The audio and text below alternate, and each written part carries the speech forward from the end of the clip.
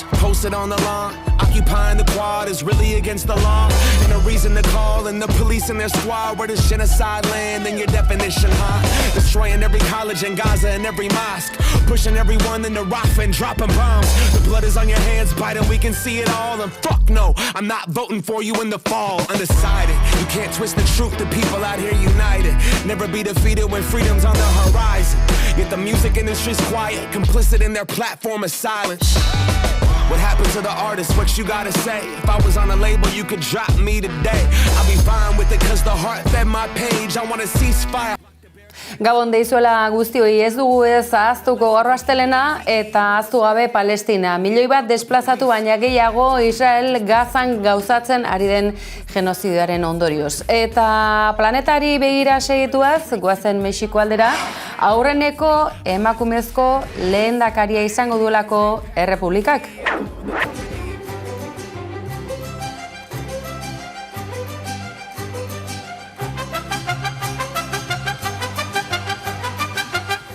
Ospakizunek etzaie falta ez, eta ekitaldiak baita asteburuan ere memoria historikoari lotuta, eta kasu honetan ere emakumezkoa protagonista Gladys del Estal erail zutela gogoan hartu baitute iatarrek, eta ekologista ugarik beste urte batez, inoiz baina gaurko hauak dira gainera Gladysen beraren aldarrikapenak, nuklearren aurkako aldarrikapena eta antimilitarismoarena. Que no vamos a ceder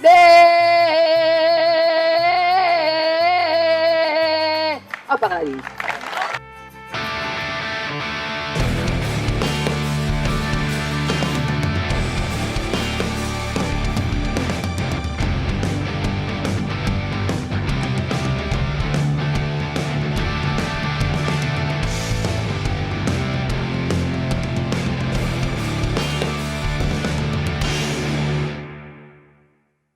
Que no vamos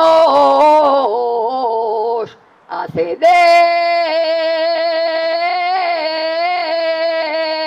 a París.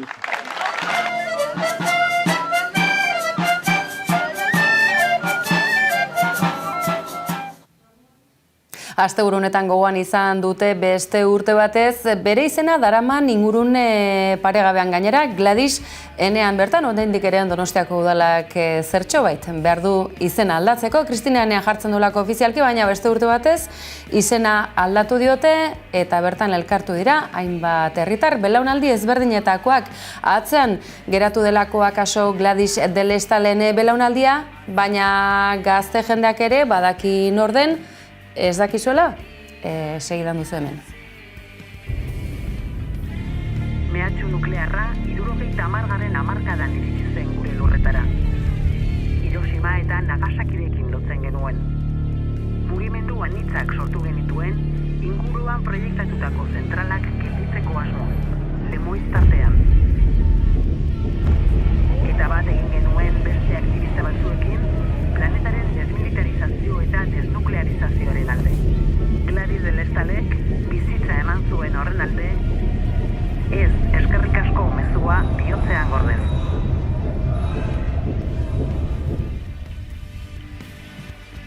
Nuklearrik ez eskerrik asko tuteran erail zuten Gladys del Estal, ikaslea, gaztea, emakumea, kimikari ikaslea, eta informatika enpresa langilea garai hartan. Pentsa beraz Gladys del Estalen ezagorriak zeintzuk ziren aurrerakoia, feminista eta antinuklearren mugimenduko partaidea, halaxe erail zuten, eta berau erail zuen Guardia Zibila gainera ez zuen zigorri jaso. Tira, egin dezagun atzera, eta segundu gutxian gertakari lazgarri haiek eta orduko egoera politikoaren berri emango dizugu. Auzoko karriketan paperezko mila eguzki kalai begiratzen induten naiz eta triste egon.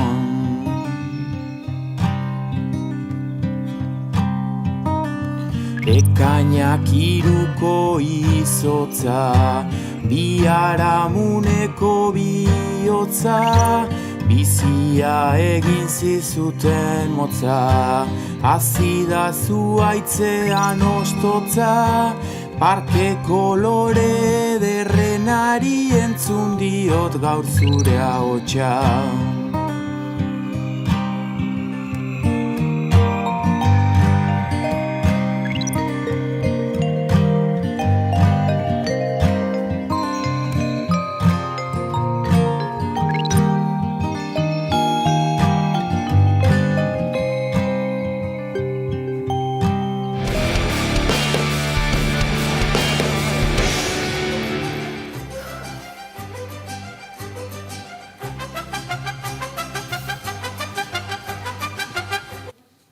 Ikusten duzue mariachi instituzionalarekin bagatu zela segidan, izan ere gertaera historikoak eta kapitulu berrien hasiera. Mexikoko Errepublikako buru izango da emakumezko presidentea aurreneko aldiz. AMLOri lekukoa hartuko dio hain zuzen ere gainera Morenak. Tira, garai berria eta aurrera begira zeintzuk izango ote dira urratsak. Argi dagoena da, izugarrizko harrera izan duela presidente berriak eta Errepublikak orain arteko bideari segitzeko aukera izango duela, baina akaso emakumeen eta emakumeentzako bidean urratsak eman da.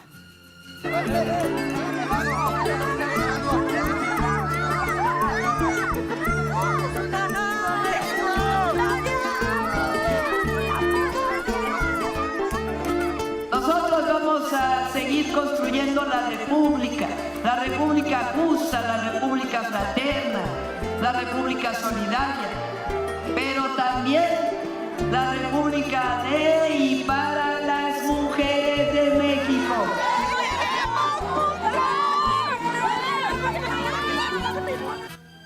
Claudia Sheinbaum izango da, beraz, esan da bezala AMLOri lekukoa hartuko diona eta gertutik jarraitzeko albiste izango da, gertakari politiko garrantzitsua delako Mexikoko buruzagitzaren lekuko berria. Yo creo que siempre es emocionante hacer por los demás y particularmente por los que menos tienen.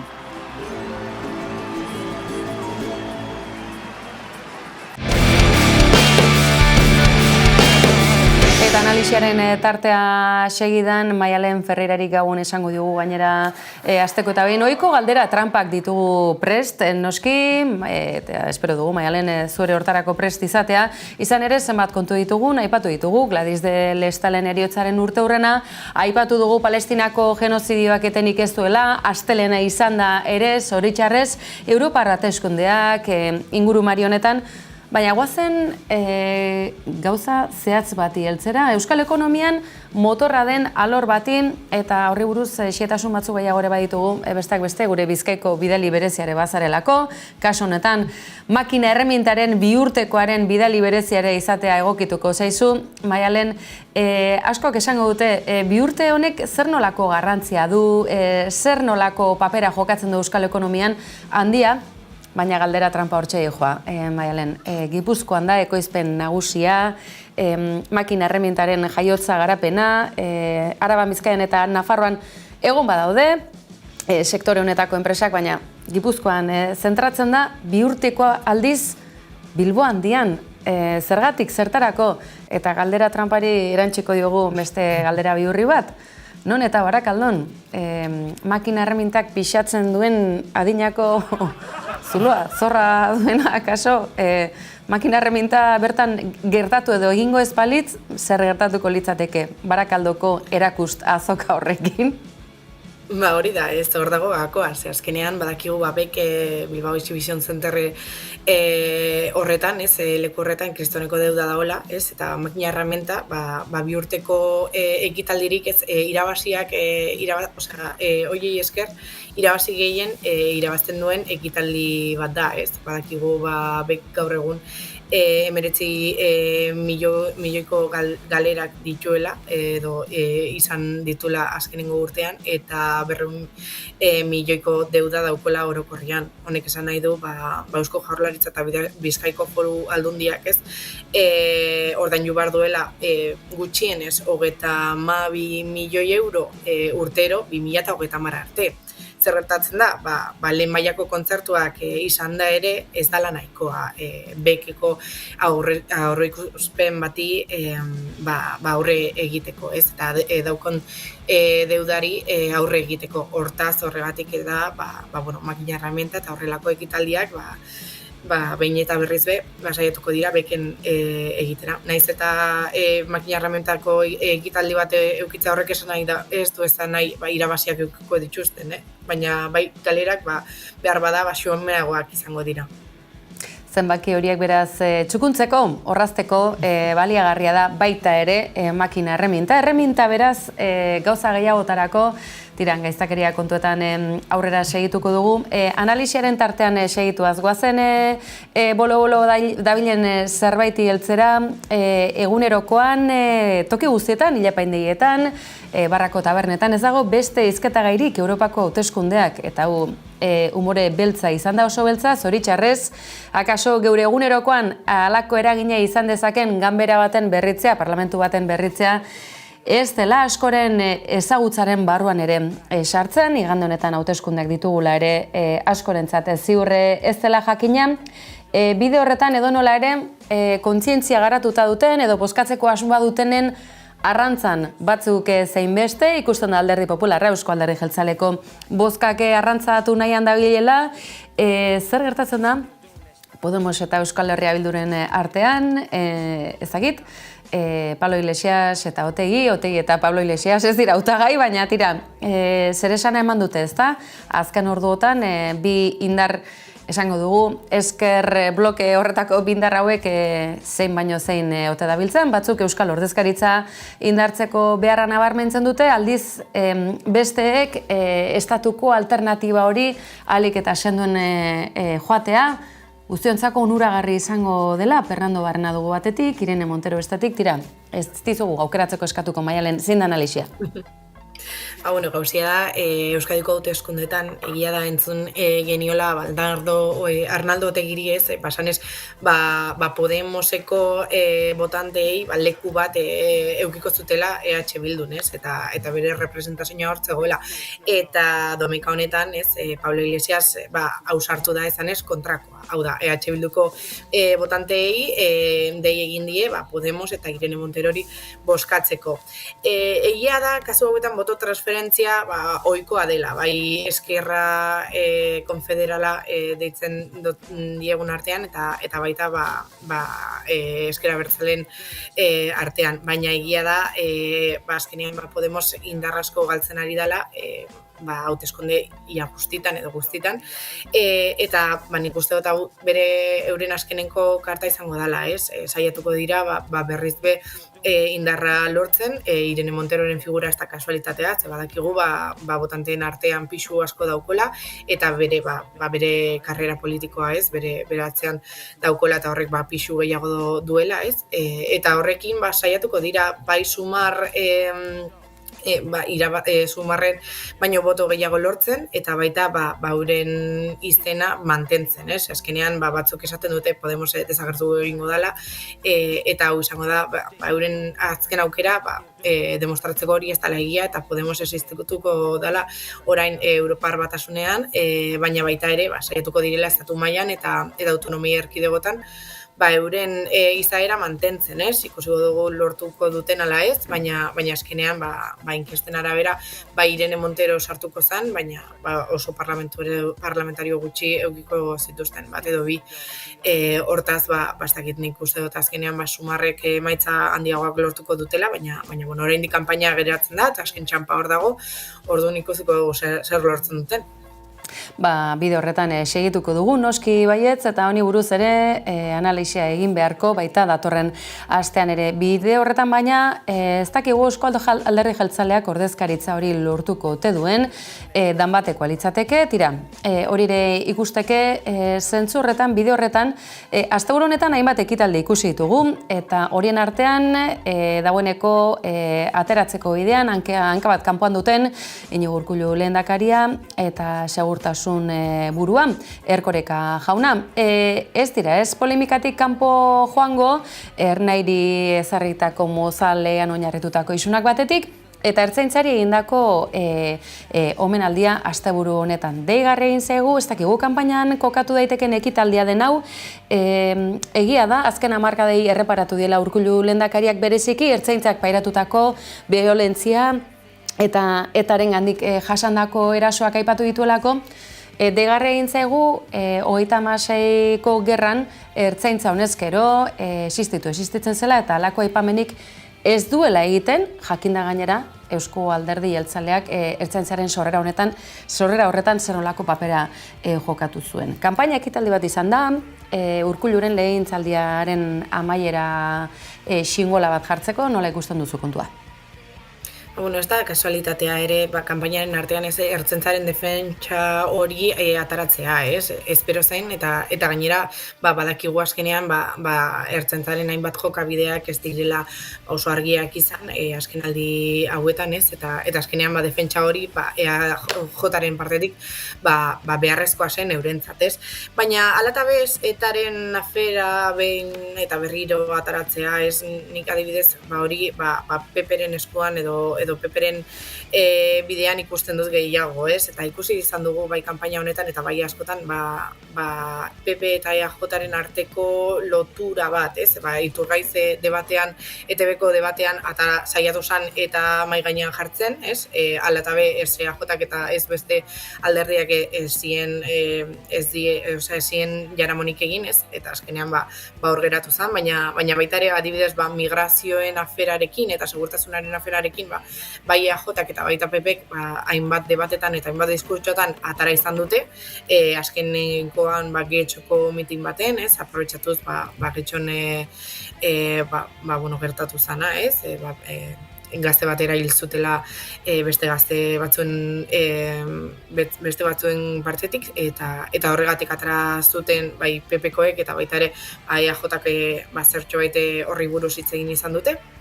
Eta azkenean, ikusten da, bai Europa mailan eskumarantz joateko joera badagoela, ez? Eta horregatik existitzen da ultraeskuma Europako hainbat tokitan. Eta PP saiatuko da, Voxen alde batera utziz, behar bada, zentro horretara heltzen, eta boska horiek bereganatu, baina EAJak ere hortizehar, Zeus eskuratuko nahi du existitzeko, ez? Ze badakigu Zeus horrik behar bada ordezkapenik ez duela irabaziko, ez? Eta nik uste dut hori izango dela, aste honetan ikusiko dugu deklarazioak, ez? Behar bada gehiago zentro eskumarantz joko dute eta hor zertxo bait irabazi nahian, ez? Baina behar bada ikusiko dugu zenolako ekitaldiak protagonizatzen dituzten eta zenolako debateak espero diren aste honetan. Alaxe, eta aste honetako azken txanpa honetan, hauteskunde Europarren azken txanpa honetan, muga aldean traktoradarik ere zaigu falta lehen sektoreko hainbat eragileren protesta, mugaz gaindiko esango dugu, ipar zein hego Euskal Herrikoak, deigarria egin zaigun hemen edo nola ere, hainbat elkartek deitu dute, baina independente gisa, UAGak askatasuna luzatu die, bere militantei, edo nola ere, galdera edo zenbait galdera badatozkigu. Nortzu diren deitzaile hauek eta aratago joan da. Ekoizle txiki eta handiek, esplotazio txikiek eta esplotazio handiek eskubide eta bete behar berberak dituzte, ze akaso momentu batzutan badirudi inolako mugarik ez jartzea exigitzen dutela, baita esplotazio handiek ere, aintzat hartuta purinekin eta kutsadura ezberdinekin zer nolako arazoak ditugun. Badirudi lehen sektorea orain premia gorrian badagoela, jakina bazen aurretik ere, baina justuki erregaiarekin eta aldaketa klimatikoari zein kutsadura kontuei aurre egiteko akordio xume batzuk mahai gainean jarri direnean gertatu da. Despistatuta gaude auzionekin. Bai, aipatu duzu munduan, esplotazio handiak eta esplotazio txikiak ez daukate bete behar berdinak, ez? Baina hala eta be, neurri berdinak jarraitu behar dituzte, ez? Eta eskatzen dutuna da produktuen gaineko kontrol handiagoa izatea, baina egia da produktu berdinak ez dutela bertako produkzioak dutenak edo eta produktu internazionalak eta beste edo egiten dituztenak, ez? Hortaz, banik egia da batzuei zergak murritzea ondo ikusten ditudala, ez? Azkenean bertako produkzio txikiak egiten bat dituzten nekazariek edo baserritarrak, egia da irabazi gehiago edo irabazi handiak ez dutela lortzen eta zerga berdinak ordaindu behar dituzte galerak izugarriak izango direla, baina produkzio handiei buruz hitz egiten ari garenean, ez? Eta pestizida ugari erabiltzen dituztenak eta aldaketa klimatikoan ere afera batzuk dituztenean, uste dut kontrol gehiago beharrezkoak direla eurentzat, ez? Baina hala eta be, ez nituzke zaku berdinean sartuko nekazari handiak eta nekazari txikiak, eta azkenean ez da gauza berdina, ez? Hor, nik uste dut arrazoia daukate, ez? Eta importazioko produktuen gaineko kontrol behar bada ez berdina baliozkoa izango da, ez? Baina aprobetxatzen dute aste hau, euren nahiak eta euren neurriak mahai gainean sartzeko, badakigulako Europara autoeskundeak hor da zela, eta ikusiko dugu zer nolako soinua egiten dituzten eta zer nolako neurriak jartzen dituzten mahai gainean, baina ikusiko da. Azkenean, protestak hasi dira aste honetan, baina ez dakite noiz bukatuko diren, hortaz, hor egongo da pilpilan. Laxe, segiko diogu kontuari zalantzari gabe, guztia elkar batzen zaigun garaiotan, Maialen Ferreira, eskerrik asko, datorren astera arte. Mi esker, Gabon. Beti egia esan urteak dara mazkigu, agintariei haien ardura bete ditzatela eskatzen, ikusi dugu, ez dutela, ez dela haien lehentasuna, eta orduan gu zuzenean hasi gera haiekin hizketan, haiekin bilerak izaten, eta erantzuna harrigarriki positiboa izan da, eta gutxienez bi streaming plataformarekin elkarlanean gabiltza, pentsa ezina dirudi, kultura elkarte bat, edo ekimen bat, mugimendu bat, horretara iristea, baina horrela da. Beraiek euskarazko edukien zain daude, esan digute, plataforma bate baino gehiago, eta zain egoteaz nazkatu gera, bai haiek bai gu, eta orduan elkarlanaren bitartez euskarazko katalogak handituko dira pare bat plataformetan, hurrengo hilabetetan izango dugu horren berri. Ales Aginagaldek, pantailak euskarazek duen ordezkaria Jarlo kapitainak alegia, primizia bat, erdi primizia bat utzi dugu asteburu honetan, eta guk horri eutxi. Streaming plataformekin negoziaketetan dabiltza ikusita, erakundek ez dutela zuzenan esku hartzen, eta ara sorpresa, streaming plataforma hauek doako publizitatea ez egiteko aipatuko ez ditugunak, baina aski ezagunak dituzuenak, baizue, prestutasuna omen dute eta horretarako gogoa baita ere, tira, interes ekonomikoak baldin badaude, zergatik ez. Hor baina, Euskal ikus-entzulezkook ere izango dugu ardura, eta berauen zabalpena, kontsumoa eta bar. Aldiz, oraindik ere etxean, etxeko lan desente, bikoizgilentzako laguntzarik ez, beraz, horrek dakarren oztopo eta moteltze guztia asko dago, oraindik ere pantailak euskalduntzeko bidean egiteko. Erakundek dituzten ardurez gain, herritarrak ere animatu nahiko nituzke euskarazko edukiak kontsumitzera, horrela ere adieraziko baitiegu erakundei, nahi ditugula euskarazko edukiak.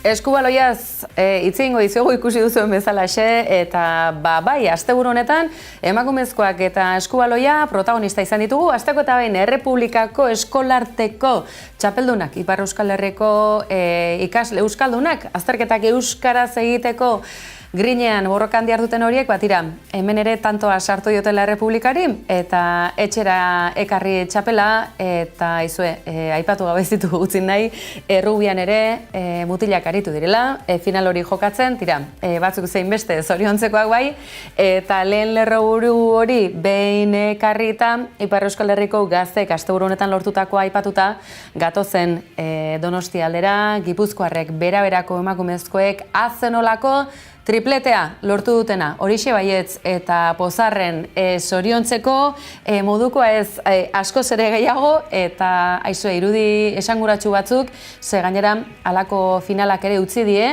laster taldea utziko duten eta hain ekipo ona osatzen duten jokalarien artean, euren artean ere xaburtasun horretaz gozatzeko, noski Baietz.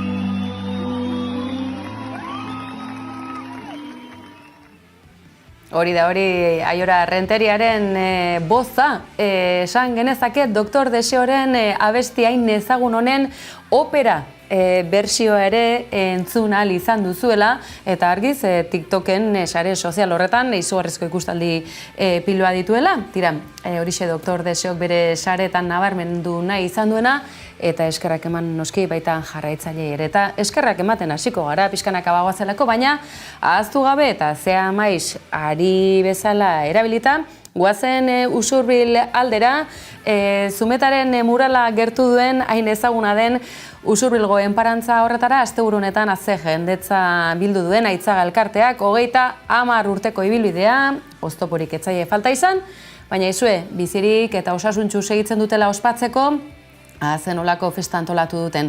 Esan da bezala, zean maiz ari bezala baliatuko dugu, eta bagoaz pixkanaka Aitzaga elkartearen ospakizunaren arira, goazen Usurbilgo plazara, eta esaztu, bihar ere bueltan izango gaituzuela, mila esker beste behin ere hor bestalen izateagatik.